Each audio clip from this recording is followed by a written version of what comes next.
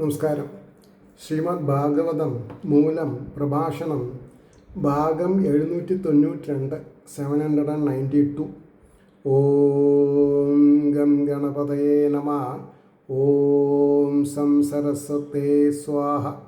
ഓം ശ്രീ ഗുരുഭ്യോ നമഃ. ഓം ശ്രീ രംഗനാഥ ശർമ്മണേ നമഃ. നാരായണ നാരായണ നാരായണ നാരായണ നാരായണ നാരായണ നാരായണ നാരായണ നാരായണ നാരായണ നാരായണ. ഓം ശ്രീകൃഷ്ണാർപ്പണമസ്തു. ഓം ശ്രീകൃഷ്ണായ പരബ്രഹ്മണേ നമഃ. ഓം ശ്രീകൃഷ്ണായ പരമാത്മനേ നമഃ.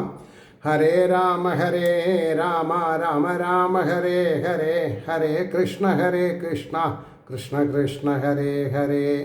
ഓം ശ്രീ രുക്മിണി സത്യഭാമ സമേത ശ്രീ ഗോപാലകൃഷ്ണസ്വാമിനേ നമഃ. ശ്രീമദ് ഭാഗവതം നവമസ്കന്ധം 20-ാം അധ്യായത്തിലെ 8-ാമത്തെ ശ്ലോകം മുതൽക്കാണ് പറയേണ്ടത്. അപ്പോൾ പ്രഭാഷണം തുടങ്ങുന്നതിൻ്റെ മുമ്പ് തന്നെ ഒരു കറക്ഷൻ പറയാനാണ് ഞാൻ ആഗ്രഹിക്കുന്നത്. ഞാൻ ആവേശത്തള്ളൽ കാരണം വിശ്വാമിത്രന് രംഭയിലുണ്ടായ മകളാണ് ശകുന്തള എന്നൊട്ട് പറഞ്ഞു തോന്നുന്നു. അപ്പോൾ മേനകയിലേക്ക് ഉണ്ടായ കുട്ടിയാണ് എന്ന് എൻ്റെ ചേച്ചി കറക്റ്റ് ചെയ്തിട്ടുണ്ട്. അത് ഞാൻ സദയം അംഗീകരിച്ച് എക്സിക്യൂട്ട് ചെയ്യണം. അപ്പോൾ ഇവിടെ ശ്ലോകം 8, ദുഷ്യന്തോ മൃഗയാം യാതാ കണ്വാശ്രമപദം ഗതാ തത്രാസീനാം സ്വപ്രഭയാ മണ്ഡയന്തീം രമാം ഇവ. 9-ാമത്തെ ശ്ലോകം, വിലോക്യ സദ്യോ മുമുഹേ ദേവമായാം ഇവ സ്ത്രീയം ബഭാഷേ താംബരാരോഹാം ബടൈ കതിപയേർവൃത. ഇതിന് രണ്ടും കൂടിയിട്ടാണ് വാക്കാർത്ഥം പറഞ്ഞത്. കുറേ ഭടന്മാരാൽ ചുറ്റപ്പെട്ടവനായിട്ട് നായാട്ടിനായി പോയ ദുഷ്യന്തൻ കണ്വാശ്രമസ്ഥാനത്തെ പ്രാപിച്ചു. അവിടെ ഇരിക്കുന്നവളും സ്വകാന്തി കൊണ്ട് ആശ്രമത്തെ അലങ്കരിക്കുന്നവളും ലക്ഷ്മീദേവി എന്ന പോലെ ഇരിക്കുന്നവളുമായ സ്ത്രീയെ ദേവമായ എന്ന പോലെ കണ്ടിട്ട് ഉടനെ മോഹിച്ചു. ആരെ? ദുഷ്യന്തൻ. ആ ഉത്തമ സ്ത്രീയോട് ചോദിച്ചു. എന്താ ചോദിച്ചത് എന്നുള്ളത് അടുത്ത ശ്ലോകത്തിൽ വരും. ഇനി ഇതിൻ്റെ ഭാവാർത്ഥം പറയണം. ദുഷ്യന്തന് ശകുന്തളയിൽ ഭരതൻ എന്നു പേരായ പുത്രനുണ്ടായി എന്ന് പറയാനായി ആ കഥ 15 ശ്ലോകം കൊണ്ട് വിവരിക്കുന്നു. അപ്പോൾ അതാണ് 8ഉം 9ഉം പറയണത്. 1ഉം 2ഉം. അപ്പോൾ പറഞ്ഞു, അല്പം സൈന്യങ്ങളോടുകൂടി ദുഷ്യന്ത മഹാരാജാവ് നായാട്ടിന് പോയ അവസരത്തിൽ കണ്വ മഹർഷിയുടെ ആശ്രമത്തിൽ ചെന്ന് അവിടെ സ്വദേഹകാന്തിയാൽ ആശ്രമത്തെ അലങ്കരിക്കുന്ന ലക്ഷ്മി ദേവി എന്ന പോലെയും മഹാവിഷ്ണു അമൃതാപഹാരികളായ അസുരന്മാരെ മോഹിപ്പിക്കുന്നവനായി അംഗീകരിച്ച ദേവമായയോ എന്ന് തോന്നുമാറിയിരിക്കുന്നവളുമായ ഒരു സ്ത്രീയെ കണ്ട് ഉടനെ മോഹിച്ചു. ഉത്തമമായ അവളോട് പറഞ്ഞു. അതാണ് 10-ാമത്തെ ശ്ലോകം. അതായത് ഇവിടെ 15-ൽ 3 എന്ന് പറയാം. 15 ശ്ലോകം കൊണ്ടാണല്ലോ പറയുന്നത്. തദ്ദർശന പ്രമുദിത സന്നിവൃത്ത പരിശ്രമ പപ്രശ്ച കാമസന്തപ്ത പ്രഹസൻ ശ്ലഷ്ണയാ ഗിരാം. എന്താണ് ഇതിൻ്റെ വാക്കാർത്ഥം എന്ന് ചോദിക്കുകയാണെങ്കിൽ, അവളുടെ ദർശനത്താൽ പ്രമോദിച്ചവനും സന്നിവൃത്തമായ പരിശ്രമത്തോടു കൂടിയവനും കാമത്താൽ സന്തപിച്ചവനുമായ ആ രാജാവ് മന്ദഹാസം ചെയ്യുന്നവനായിട്ട് മൃദുവായ വാക്ക് കൊണ്ട് ചോദിച്ചു, പൃച്ഛിച്ചു എന്നാണ് വാക്ക്. അതിൻ്റെ ഭാവാർത്ഥം പറയുന്നുണ്ട്. ആ സ്ത്രീയെ കണ്ട മാത്രത്തിലുണ്ടായ സന്തോഷാധിക്യത്താൽ നായാട്ട് നിമിത്തമുണ്ടായ പരിശ്രമം തീർന്നു. അവളിൽ ജനിച്ച കാമവൃത്തി നിമിത്തം സന്തപിച്ചു തുടങ്ങി. മന്ദഹാസപൂർവം മൃദുവായ വാക്ക് കൊണ്ട് ഈ വിധം ചോദ്യം ചെയ്തു. അതാണ് ഇനി 11-ാമത്തെ ശ്ലോകത്തിൽ പറയണത്. അതായത് 4-15 എന്ന് പറയാം. 4-15 തന്നെയല്ലേ, ഞാനത് മാർക്ക് ചെയ്യുന്നുണ്ട്. കാരണം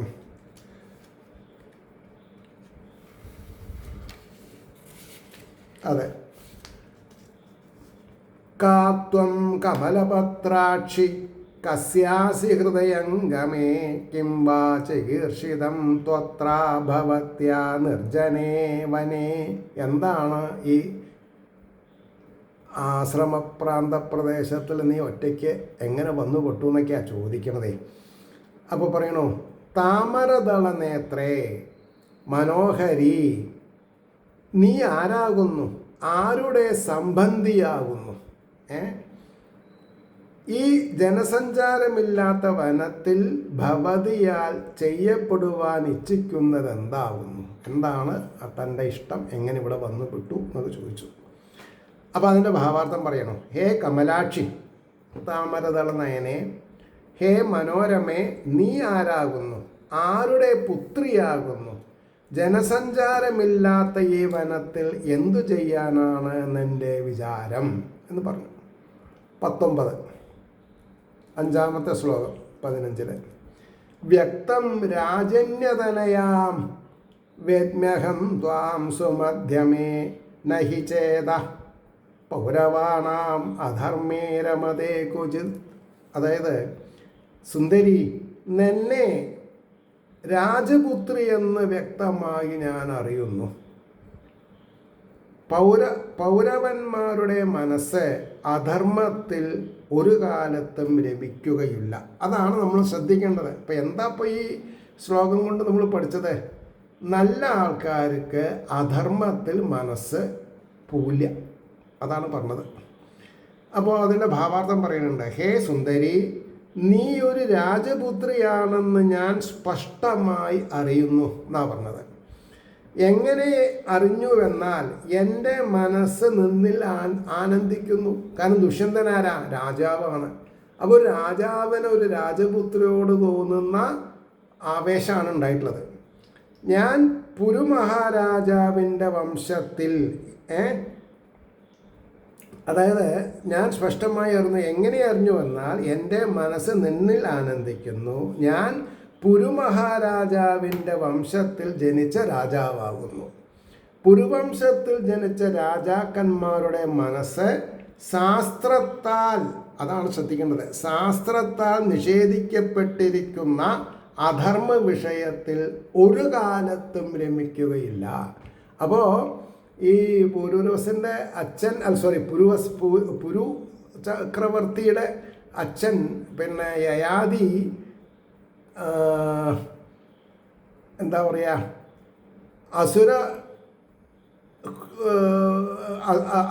അസുരന്മാരുടെ ഗുരുവായിരുന്നല്ലോ പിന്നെ ശുക്രാചാര്യർ. അദ്ദേഹത്തിൻ്റെ മകളെ ഒരു പൊട്ടക്കിണറ്റിന്ന് നഗ്നയായിട്ട് നിൽക്കുന്ന സമയത്ത് തൻ്റെ ഉത്തരീയം കൊടുത്ത് രക്ഷിച്ചവളാണ്. അത് ആർക്കേ സാധിക്കുള്ളൂ. അങ്ങനെയൊക്കെയുള്ള സഹായം ചെയ്യൽ നല്ല കുടുംബത്തിൽ പറഞ്ഞവർക്ക്, സംസ്കാര സമ്പുഷ്ടന്മാരെന്ന് തന്നെ വേണം പറയാൻ. മനസ്സിലായില്ലേ?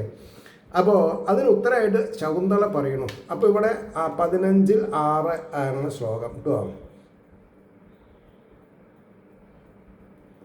എന്താണ് 13ാമത്തെ ശ്ലോകം? വിശ്വാമിത്രാത്മജൈവാഹം, ഞാൻ വിശ്വാമിത്രൻ്റെ മകളാണ്. ത്യക്വാ, അതാ മേനകയാ പനെ, ഞാൻ ഇന്നലെ വെറുതെ തള്ളിയതാ, ഒരു ആവേശം, അത്രയേ ഉള്ളൂ. ഞാൻ രംഭാന്നാണ് പറഞ്ഞത്, തെറ്റാണ് കേട്ടോ. അപ്പോൾ വിശ്വാമിത്രാത്മജൈവാഹം ത്യക്വാ മേനകയാവനേ വേദൈ തത് ഭഗവാൻ കണ്ണു വീര കിം കരവാമതേ.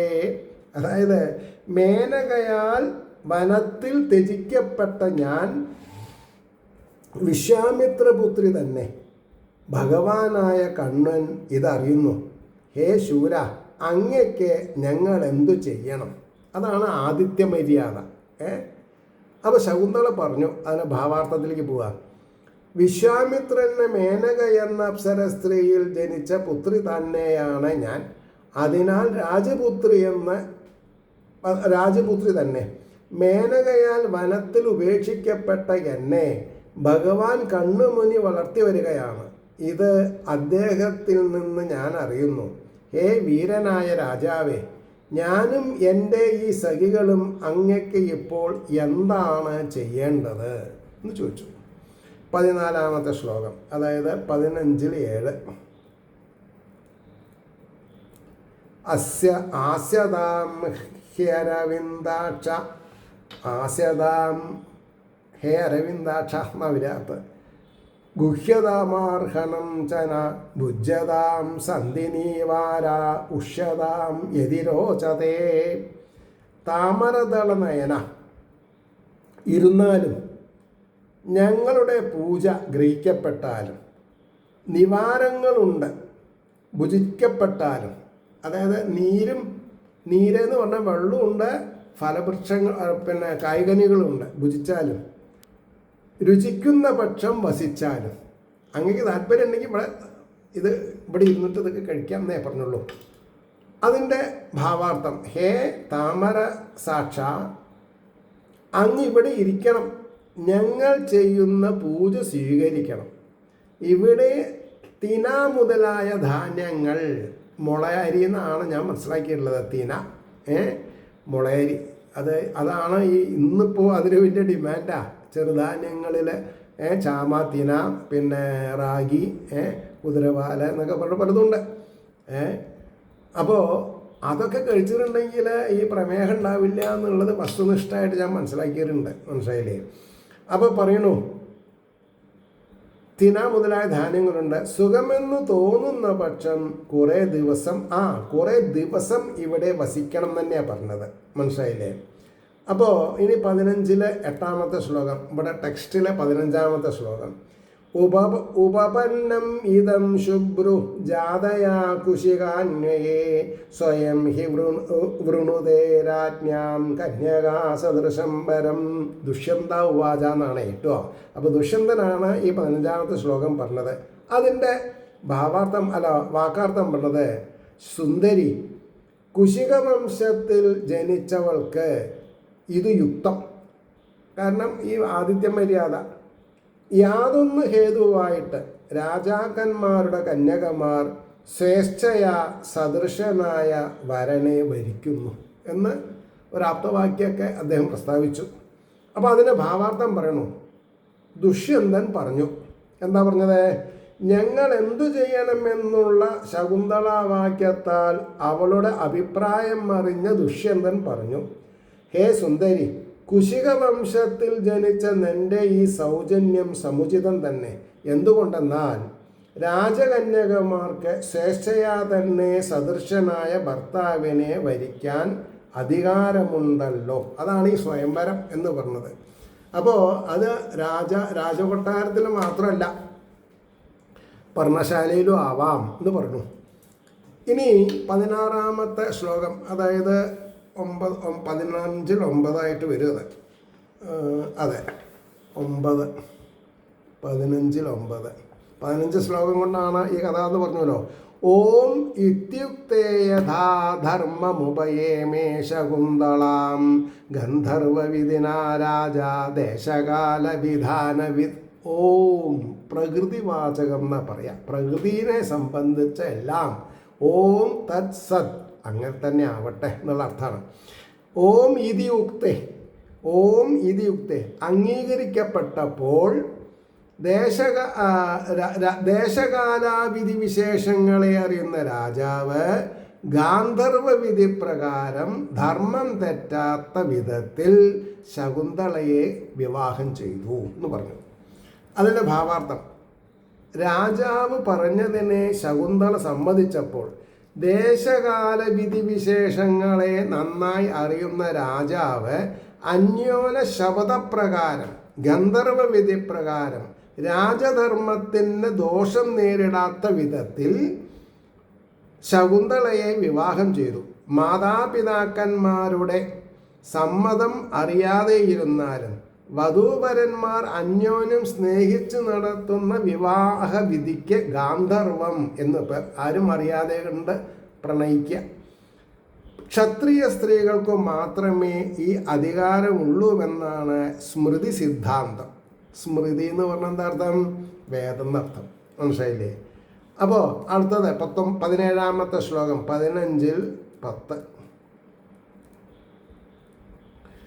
അമോഘവീര്യോ രാജർഷിർമഹിഷ്യാം വീര്യമാദതേ ശോഭൂതേ സ്വപുരം യാത കാലേന അസുതാ സുതം. അതിലൊരു മകനുണ്ടായി, അതാണ് ഭരതൻ എന്ന പേരിൽ അറിയപ്പെടുന്നത്. അപ്പോൾ ഇദ്ദേഹം എന്തു ചെയ്തു? ഒരു മോതിരമൊക്കെ കൈ കൊടുത്തിട്ടാണ് പോയത്. തിരിച്ചു പോയി. എന്നിട്ട് കുട്ടിയൊക്കെ ആയിട്ട് കുറച്ച് നടക്കാറായി അങ്ങോട്ട് വന്നാൽ മതി എന്നൊക്കെയാണ് പറഞ്ഞു പോയതേ. അപ്പോൾ അതിൻ്റെ ഭാവാർത്ഥം പറയണു. നിഷ്ഫലമാകാത്ത വീര്യത്തോടു കൂടിയ രാജശ്രേഷ്ഠൻ മഹിഷിയിൽ, അതായത് ഭാര്യയിൽ, പട്ടമഹിഷി എന്നൊക്കെ പറയും, രേതസ്സിനെ നിക്ഷേപിച്ചു. പുലർകാലെ തൻ്റെ പുരത്തെ പ്രാപിച്ചു. അവർ കാലം കൊണ്ട് ഒരു സുതനെ, ഒരു മകനെ പ്രസവിച്ചു എന്നാണ് പറഞ്ഞത്. വിവാഹം കഴിച്ചിട്ട് ഒരു ദിവസം ഉണ്ടായുള്ളൂ, അത് മതി. അപ്പോൾ അതിൻ്റെ ഭാവാർത്ഥം പറഞ്ഞു. ഋഷിതുല്യനായ രാജാവ് വ്യർത്ഥമായി ഭവിക്കാത്തതായ തൻ്റെ വീര്യത്തെ പട്ടമഹിഷിയിൽ നിക്ഷേപിച്ചു. പ്രാതകാലമായ ഉടനെ തൻ്റെ രാജധാനിയിലേക്ക് പോയി. പ്രസവകാലം പൂർത്തിയായപ്പോൾ ശകുന്തള പുത്രനെ പ്രസവിച്ചു. ഇനി ടെസ്റ്റിലെ 18-ാമത്തെ ശ്ലോകം, കഥയിലെ 15-11 ശ്ലോകം. കണ്വകുമാരസ്യ വനേ ചക്രേ സമുചിതാക്രിയ ബദ്ധ്വാ മൃഗേന്ദ്രാം സ്തരസാ ക്രീഡതി സ്മ സബാലക. കുമാരന് സമുചിത ക്രിയകളെ കണ്ണ് വനത്തിൽ ചെയ്തു, പർണശാലയിൽ.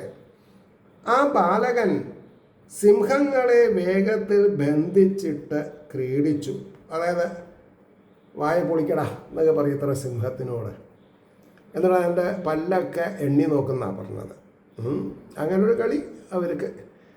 അപ്പോൾ പറഞ്ഞു ഭാവാർത്ഥം. ആ കുട്ടിക്ക് വേണ്ടുന്ന ജാതകർമാദി ക്രിയകൾ കണ്വ മഹർഷി കാട്ടിൽ വെച്ചു തന്നെ നടത്തി. ക്രമത്തിൽ വളർന്നു വന്ന ബാലകൻ സിംഹങ്ങളെ പിടിച്ച് ബന്ധിച്ച് പ്രയാസം കൂടാതെ അവയോട് കൂടി കളിച്ചിരുന്നു. പൈതലായിരിക്കുമ്പോൾ തന്നെ വീര്യശാലിയായിരുന്നുവെന്ന് സാരം. അത്രയേ ഉള്ളൂ.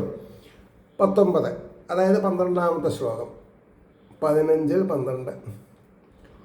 തം ദുരത്യയ വിക്രാന്തം ആദായ പ്രമദോത്തമാ ഹരേരംശാംശ സംഭൂതം. അപ്പോൾ രാജാക്കന്മാരൊക്കെ തന്നെ വേണമല്ലോ പറയാ, പ്രത്യേകിച്ച് ഈ കുട്ടിയും. ഹരേ അംശാംശ സംഭൂത, ഹരിയുടെ അംശാംശമാണ് എന്നാ പറഞ്ഞത്. ഭർത്തൃരന്തികമാഗമത്, ഹരിയുടെ അംശാംശത്തിൽ നിന്ന് സംഭവിച്ചവനും അതിക്രമിപ്പാൻ കഴിയാത്ത പരാക്രമത്തോടു കൂടിയവനുമായ അവനെ എടുത്തും കൊണ്ട് ഉത്തമയായ ശകുന്തള ഭർത്താവിൻ്റെ സമീപത്തെ ആഗമിച്ചു. ഇവിടെ ഒരു കാര്യം നമ്മൾ സ്പഷ്ടമായിട്ട് അറിയണം. ഈ ഭരതൻ എന്നുള്ളതിൽ നിന്നാണ് ഭാരതം എന്ന ഈ പേര് കിട്ടിയിട്ടുള്ളത്. അത് ഈശ്വരൻ്റെ അംശമാണെന്ന് പറഞ്ഞാൽ ഭാരതവംശത്തിൻ്റെ അല്ലെങ്കിൽ ഭാരതീയ തത്വശാസ്ത്രങ്ങളുടെ ഗരിമ നമ്മൾ മനസ്സിലാക്കണ്ടേ. ഇതിങ്ങനെ പഠിച്ചിട്ടില്ലെങ്കിൽ ഒരു സപ്താഹത്തിൽ പോയിട്ട് നമ്മൾ എന്താ മനസ്സിലാക്കുക? ആലോചിച്ച് നോക്കൂ. സപ്താഹത്തിൻ്റെ കാലം എന്തായിരുന്നു? സംസ്കൃതം ദേവഭാഷയും വേദഭാഷയുമാണ്. സംസ്കൃതം കൈകാര്യം ചെയ്യുന്ന കാലഘട്ടത്തിലാണ് ഇത് നടന്നിട്ടുള്ളത്. അത് നമ്മൾ മറക്കരുത്. അവർ ഇതൊന്നും അവതാരത്തിന് മുട്ടായി എറിയേ ചോക്ലേറ്റ് എറിയേ അല്ലെങ്കിൽ രുക്മിണി സ്വയംവരം ഒന്നും ചെയ്തിട്ടില്ല. അതൊക്കെ കഥ പറഞ്ഞു പോയി. എന്തിനാ? ഇയാൾക്ക് മോക്ഷം കിട്ടാൻ വേണ്ടിയിട്ടുള്ളതാണ്. ഇതൊന്നും അറിയാതെ കൊണ്ട് ഇതിനെ ഒരു കച്ചവടച്ചരക്കാക്കിയിട്ട് ഉപയോഗിക്കുക എന്ന് പറഞ്ഞാൽ അത് മോശമാണ്. അതാണ് എനിക്ക് സങ്കടം. അത്രയേ ഉള്ളൂ. അപ്പോൾ പറയണു അതിൻ്റെ ഭാവാർത്ഥം. ശ്രീഹരിയുടെ അംശാംശാവതാരമായതിനാൽ അന്യന്മാർക്ക് അതിക്രമിക്കാൻ കഴിയാത്ത പരാക്രമത്തോടു കൂടിയ ആ പുത്രനോടു കൂടി ഉത്തമയായ ശകുന്തള രാജസന്നിധിയിൽ പ്രവേശിച്ചു എന്നായി. ഇനി 13-ാമത്തെ ശ്ലോകം 15. ഇവിടെ ടെസ്റ്റിൽ 20. യഥാ ന ജഗൃഹേ രാജ ഭാര്യാപുത്രാവനിന്ദിതോ ശൃണ്വതാം സർവഭൂതാനാം ഘേ വാഗാഹ ശരീരിണി.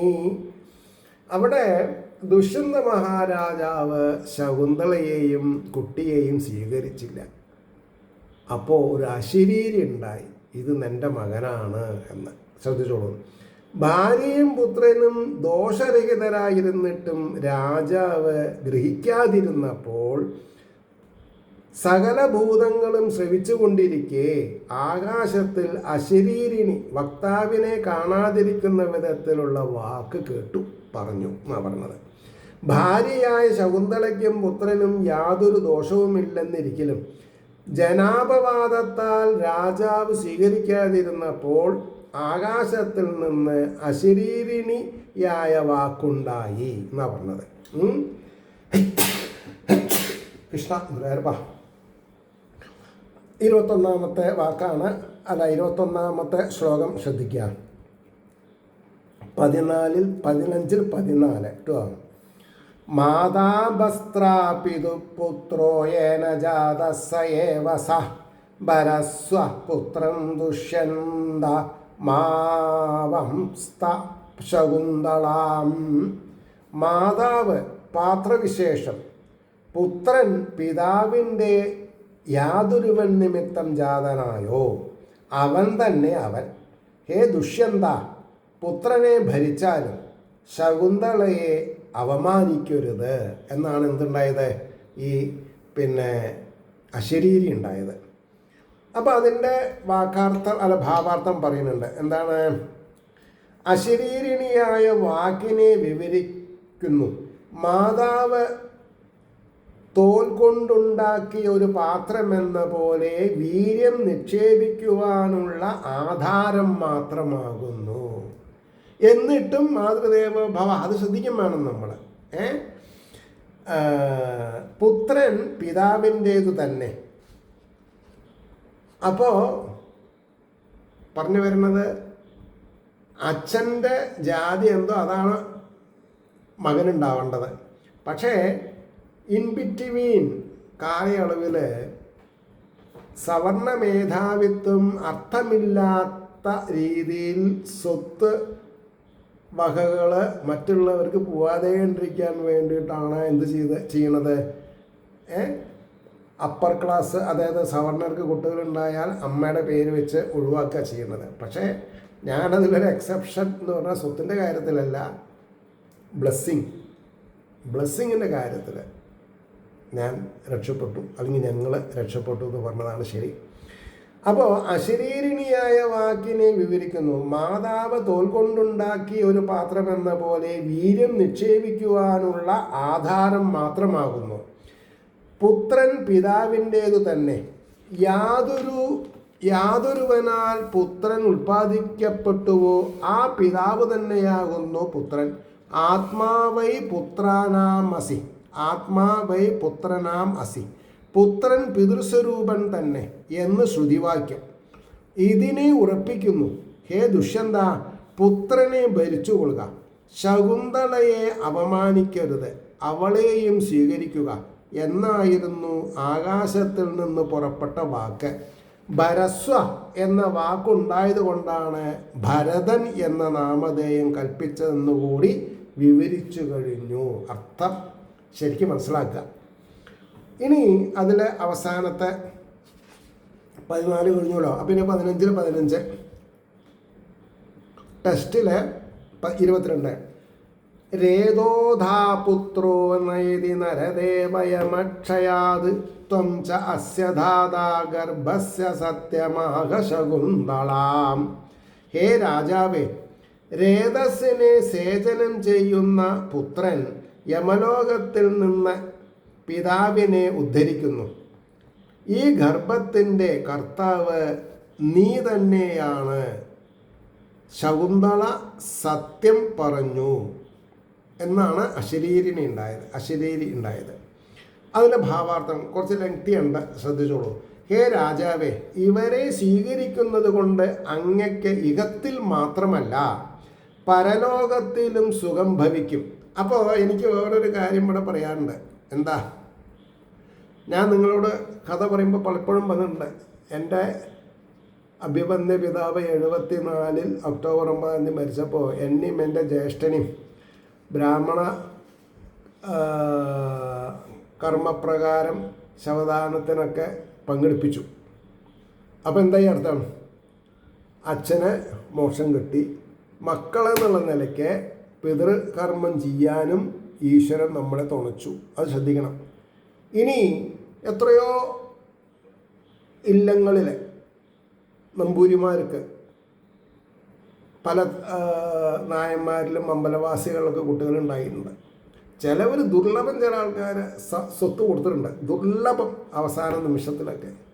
പക്ഷേ അവർക്ക് കർമ്മം ചെയ്യാൻ സാധിച്ചിട്ടില്ല.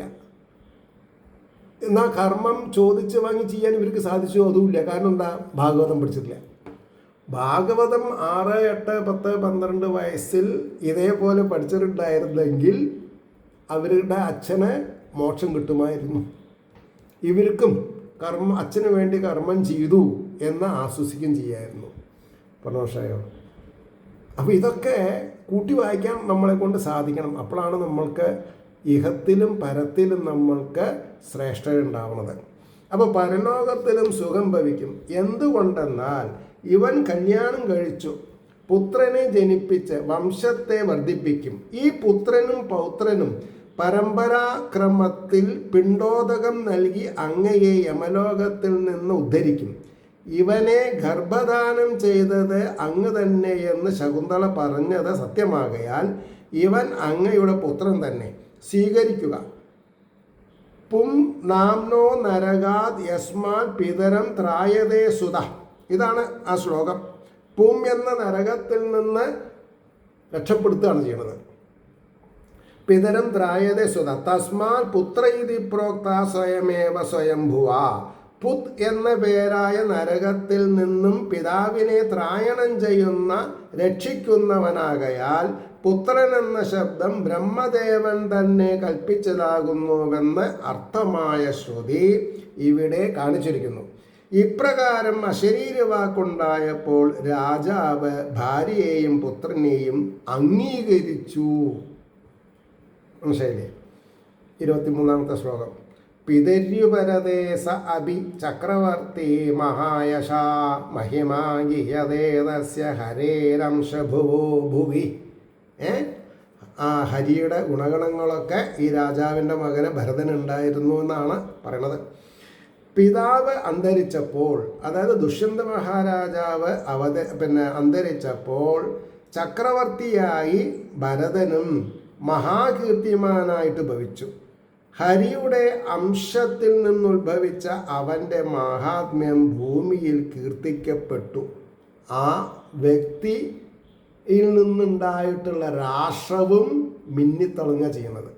ഭാരതം എന്ന് പറഞ്ഞാൽ east or west, north or എന്താ പറയുക, സൗത്ത് ഇന്ന് കാതോർത്തുകൊണ്ടിരിക്കുകയാണ്.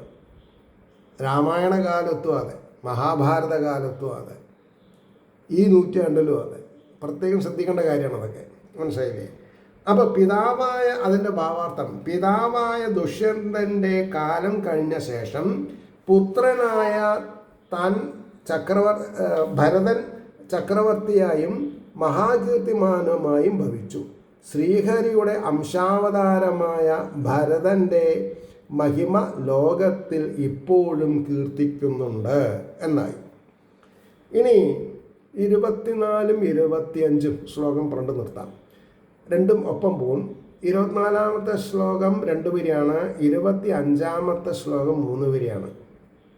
24 ചക്രം ദക്ഷിണഹസ്തേ അസ്യ പത്മകോശോ അസ്യ പാദയോ ഈജേ മഹാഭിഷേകേണ സോ അഭിഷേക്തോ അതിരാട് വിഭു.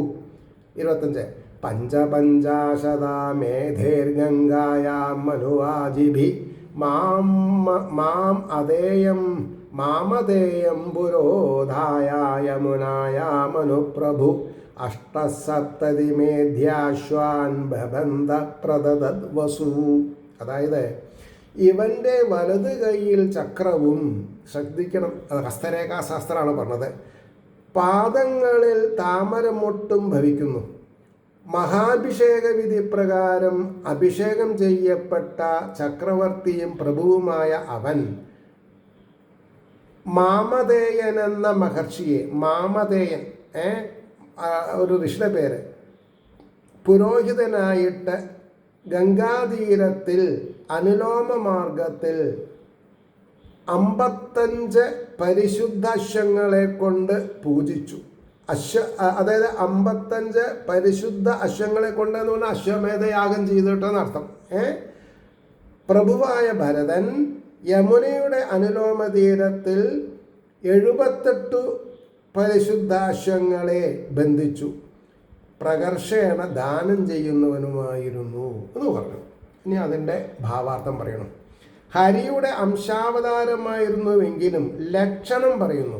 വലത്തെ കൈയിൽ ചക്രരേഖയും പാദങ്ങളിൽ താമരമൊട്ടിൻ്റെ ആകൃതിയിലുള്ള രേഖകളും ഉണ്ടായിരുന്നതിനാൽ ഹരിയുടെ അംശാവതാരമാണെന്ന് തെളിയുന്നു. മഹാഭിഷേക വിധി പ്രകാരം രാജ്യത്തിൽ ചക്രവർത്തിയായി അഭിഷേകം ചെയ്യപ്പെട്ട രാജാതിരാജനും എല്ലാവരിലും വെച്ച് മഹാനും പ്രഭുവുമായ ഭരത മഹാരാജാവ് ഗംഗാപ്രവാഹത്തെ അനുസരിച്ച തീരങ്ങളിൽ മാമധേയ മഹർഷിയെ പുരോഹിതനാക്കി അവിടെയായിട്ട് ഭൂരിദക്ഷിണകളോടുകൂടിയ 55 അശ്വമേധയാഗങ്ങളും യമുനാ പ്രവാഹത്തെ അനുസരിച്ച് അവിടെയായിട്ട് 78 8 2 13 13 1 8 8 13 133 അശ്വമേധയാഗങ്ങൾ ചെയ്തിട്ടുണ്ട്. അപ്പോൾ ഇന്ദ്രനേക്കാൾ വലിയ ആളായി 100 അശ്വമേധാണല്ലോ അദ്ദേഹത്തിന് പറഞ്ഞിട്ടുള്ളൂ. അപ്പോൾ യമുനാ പ്രവാഹത്തെ അനുസരിച്ച് അവിടെയായിട്ട് തീരങ്ങൾ 78 അശ്വമേധയാഗങ്ങൾ കൊണ്ട് സാക്ഷാൽ ശ്രീഹരിയെ ആരാധിച്ചു എന്ന് പറയുന്നു. അങ്ങനെ ഇരിക്കുന്ന ഹരിയുടെ അനുഗ്രഹാശിസ്സുകൾ നിർലോഭം എല്ലാവരിലും എത്തട്ടെ എന്നും നമ്മുടെ ഓരോരുത്തരുടെയും പ്രാർത്ഥന ലോകാസമസ്ത ശ്രീനോ ഭവന്തു ആയിരിക്കട്ടെ എന്നും സ്മരിച്ചുകൊണ്ട് വാക്കുകൾ ഉപസംഹരിക്കുന്നു. നമസ്കാരം. നാളെ കാണാം.